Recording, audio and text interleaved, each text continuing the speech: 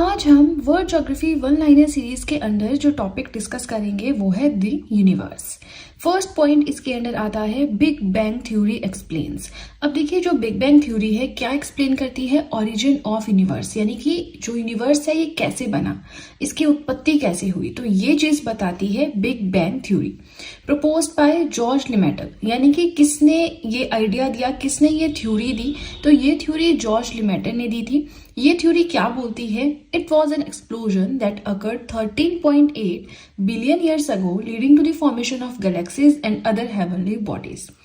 हुआ क्या है, 13.8 बिलियन साल पहले एक विस्फोट हुआ था जिसके बाद बहुत सारी गैलेक्सीज एंड हेवनली बॉडीज की फॉर्मेशन हुई। अब ये बिलियन मिलियन करोड़ लाख का क्या रिलेशनशिप है, बहुत अच्छे से मैं आज ही की वीडियो में एक्सप्लेन करूंगी, but on the next page, right. फिलहाल इतना समझ लीजिए कि 13.8 बिलियन ईयर्स आपको ये याद रखना है। इतने टाइम पहले एक्सप्लोजन हुआ था जिसकी वजह से अलग अलग गैलेक्सीज एंड हेवनली बॉडीज की फॉर्मेशन हुई। ये जो है हमारी ओरिजिन ऑफ यूनिवर्स को बताती है। और मेन थ्योरी का नाम क्या है, बिग बैंग थ्योरी। जॉर्ज लिमेटर ने ये थ्योरी प्रपोज की थी, ठीक है। सेकेंड पॉइंट की ओर चलते हैं। The colour of a star indicates, किसी भी स्टार का कलर क्या इंडिकेट करता है, तो वो इंडिकेट करता है टेम्परेचर, यानी कि वो स्टार कितना गर्म है, कितना हाई टेम्परेचर है उसके ऊपर या कितना लो टेम्परेचर है, ये हमें कलर से पता चलता है। जैसे कि ब्लू कलर है तो ब्लू कलर डिनोट करता है मैक्सिमम टेम्परेचर। अब देखिए अगर हम देखते ना स्पेसशिप या स्पेसशिप में अगर कोई सैटेलाइट भेजा है तो वो अर्थ को कैसे बताता है, ब्लू कलर का बताता है, ठीक है। तो ये ब्लू कलर रिप्रेजेंट करता है मैक्सिमम टेम्परेचर, ठीक है। इसके बाद आता है येलो कलर, वो थोड़ा मीडियम टेम्परेचर रिप्रेजेंट करता है, एंड देन रेड, ठीक है। मतलब रेड सबसे कम है और मैक्सिमम यानी सबसे ज्यादा ब्लू कलर जो है वो इंडिकेट करता है, ठीक है।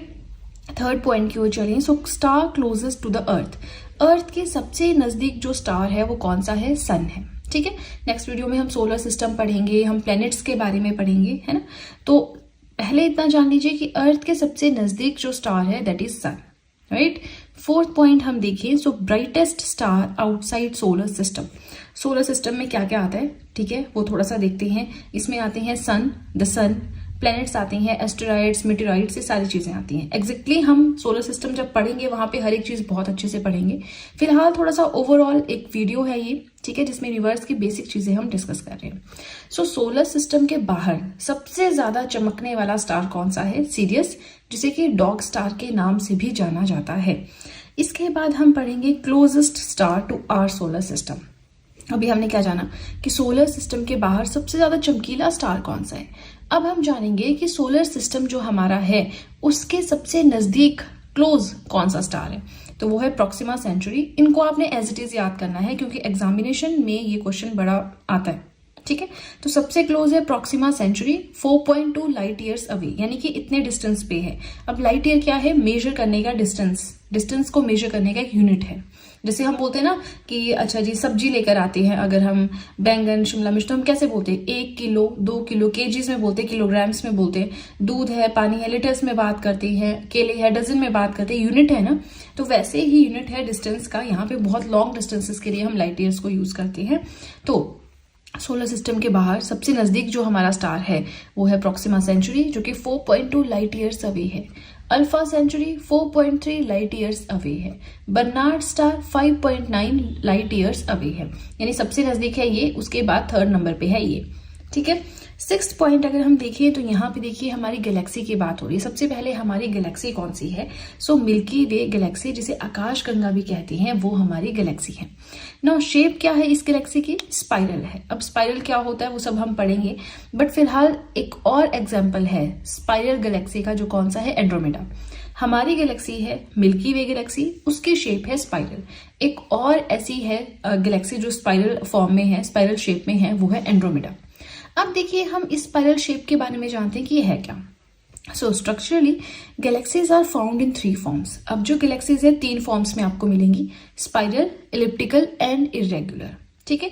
स्पाइरल फॉर्म होती है कुछ इस तरह से, a central nucleus with great spiral arms. इसमें एक सेंट्रल न्यूक्लियस होता है, उसके आसपास फिर जो है इस तरह से आर्म्स, बड़ी बड़ी आर्म्स चलती हैं, ठीक है। इलिप्टिकल होता है थोड़ा अंडे की तरह, विदाउट स्पाइरल आर्म्स। अब इसमें इस तरह से घूमने वाली आर्म्स नहीं होंगी, बिल्कुल अंडे की तरह होगा, ठीक है, and irregular with no shape, जिसकी कोई शेप डिफाइन नहीं है, कैसे भी हो सकता है। तो गैलेक्सीज आपको मेनली इन 3 शेप्स में मिलेंगी। हमारी गैलेक्सी है मिल्की वे गैलेक्सी या आकाशगंगा, जिसकी शेप है स्पाइरल इस तरह से। ठीक है, आगे चलते हैं। अब हम जानेंगे किसे कहा जाता है father of modern astronomy. So father of modern astronomy माना जाता है निकोलस कॉपरनिकस को। अब कॉपरनिकस है, प्टोलेमी है, उन सब ने क्या क्या थ्योरीज दी थी उनके बारे में भी हम पढ़ेंगे नेक्स्ट पेज पे।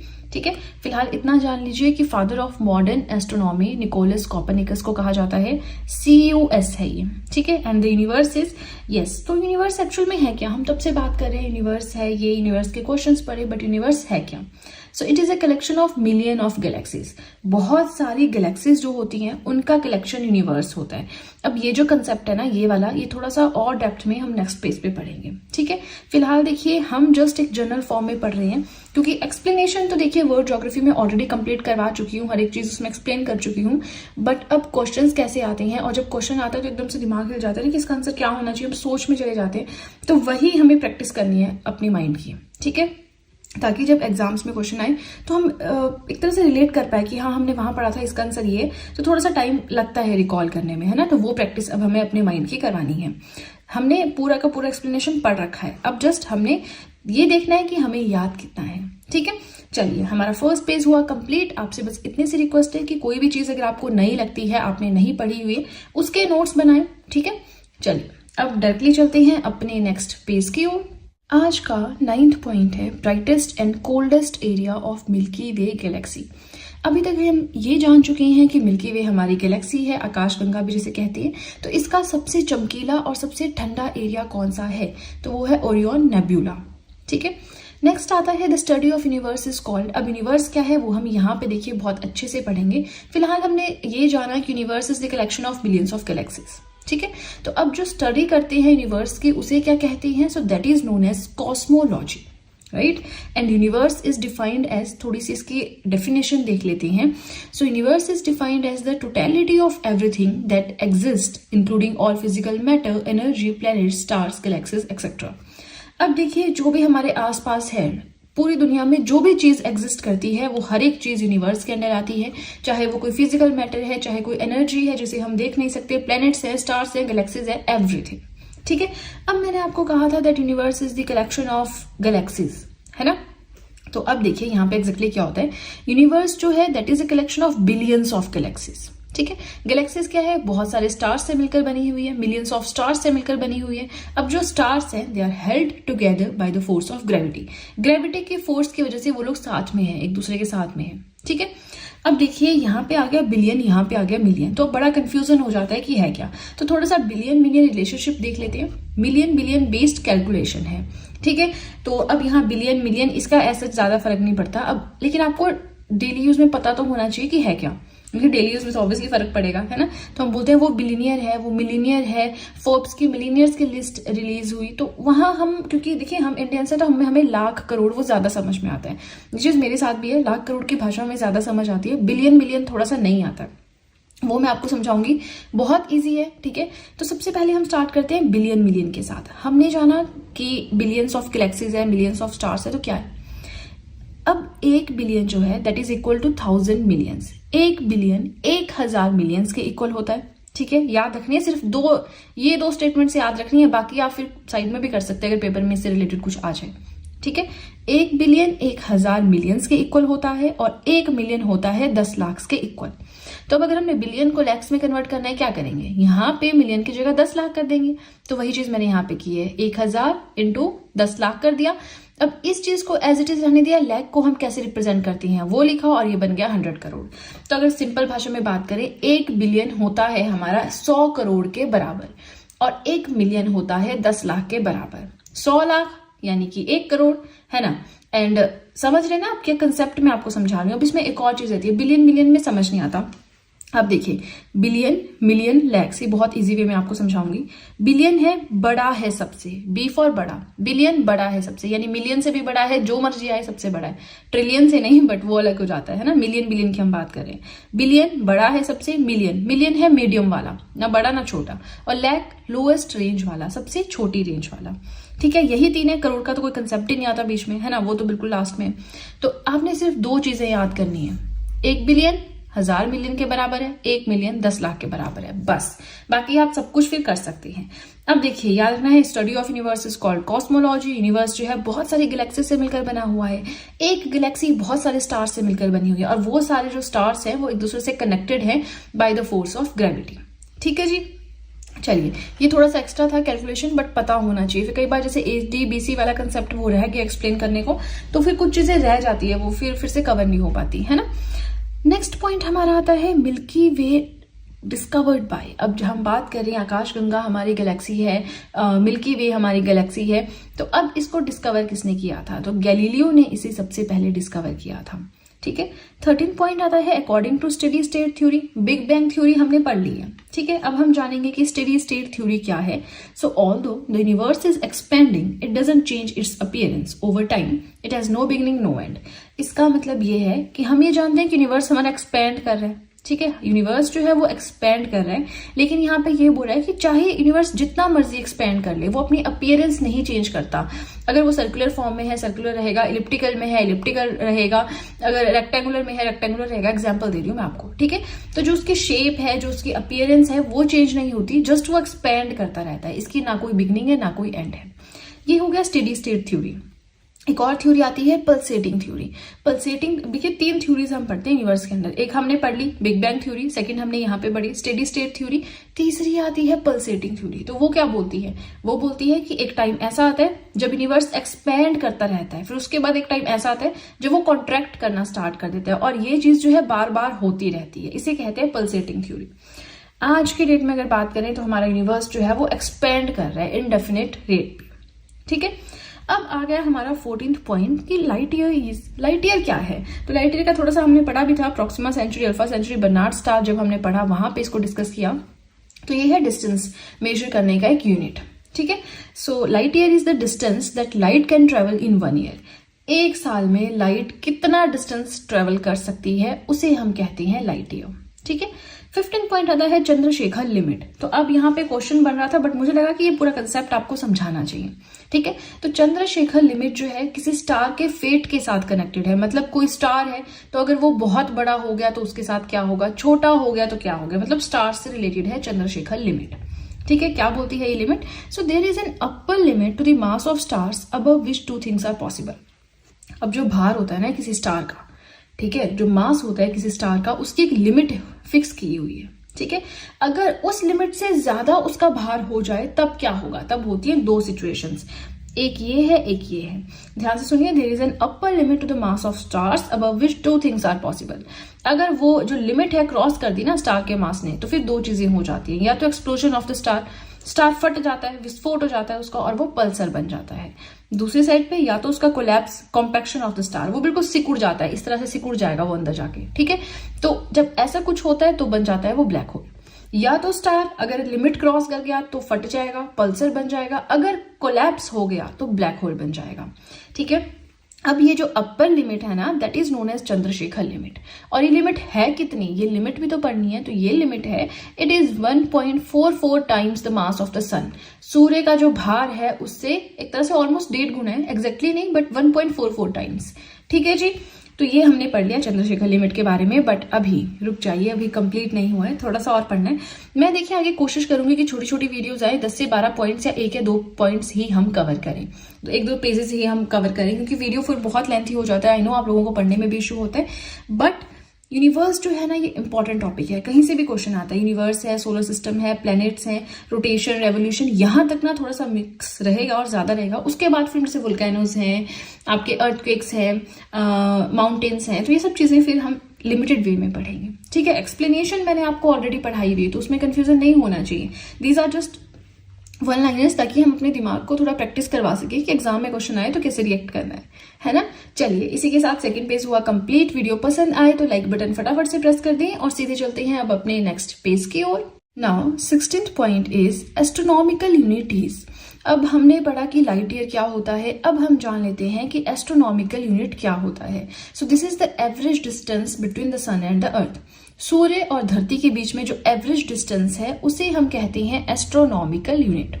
अब देखिए लाइट ईयर और एस्ट्रोनॉमिकल यूनिट को हम रिलेट कर सकते हैं। एक light year almost 60,000 astronomical units के इक्वल होता है।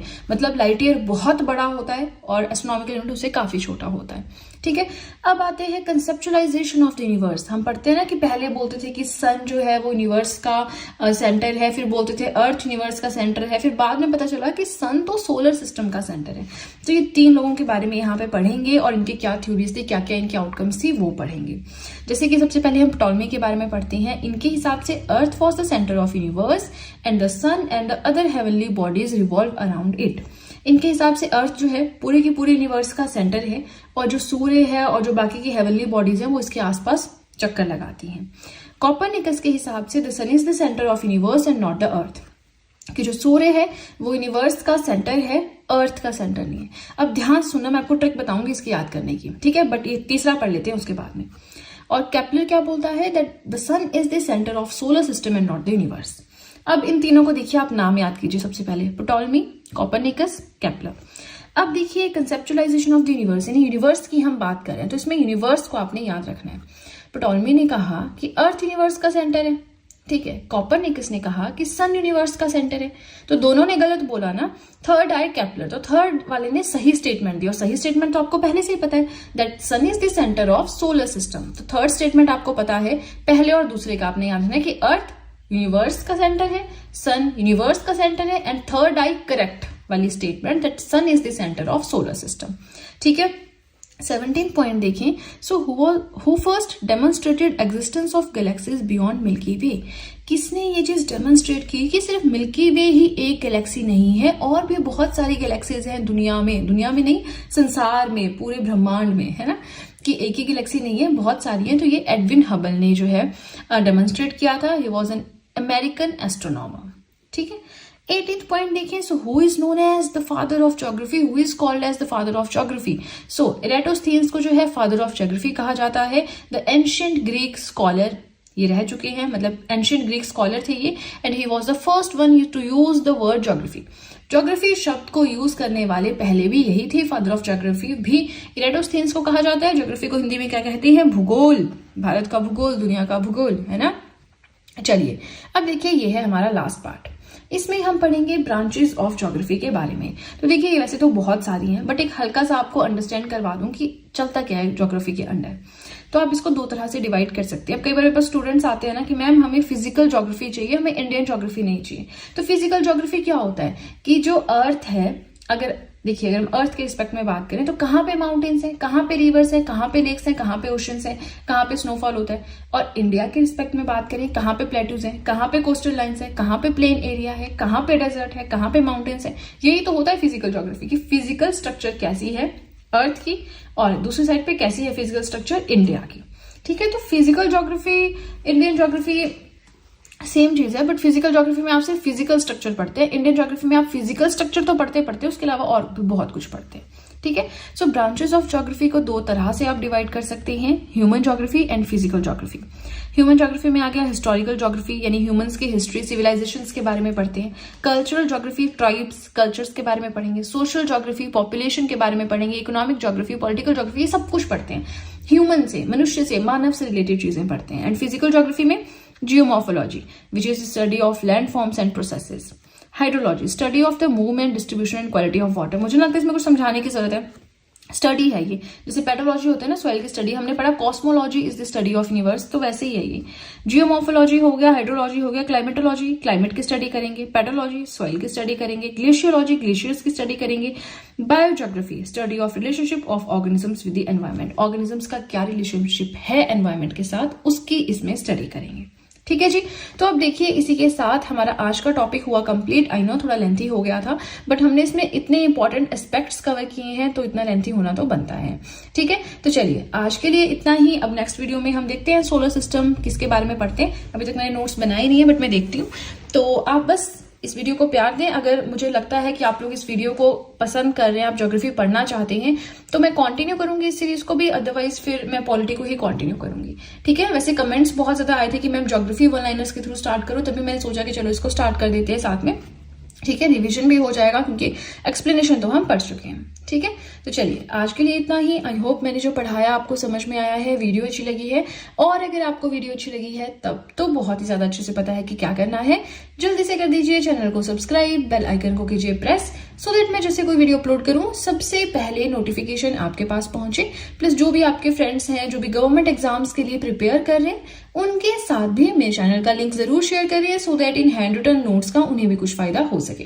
तो चलिए फ्रेंड्स, आज के लिए इतना ही। अब हम मिलेंगे नेक्स्ट वीडियो में। So that's it and see you soon.